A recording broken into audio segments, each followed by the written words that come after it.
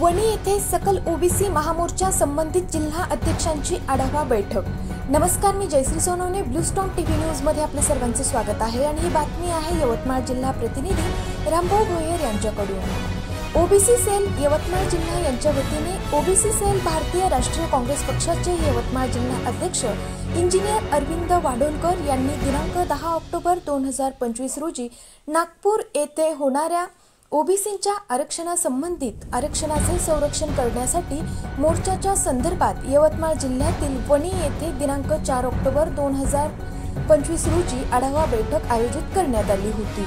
या बैठकीत यवतमाळ जिल्ह्यातील सकल ओबीसी समाजातील सर्व स्तरातील जास्तीत जास्त लोकांपर्यंत पोहोचून भरपूर प्रमाणात लोकांनी मोर्चात सहभागी व्हावे या संदर्भात वणी येथील नेत्यांशी कार्यकर्त्यांशी चर्चा करण्यात आली।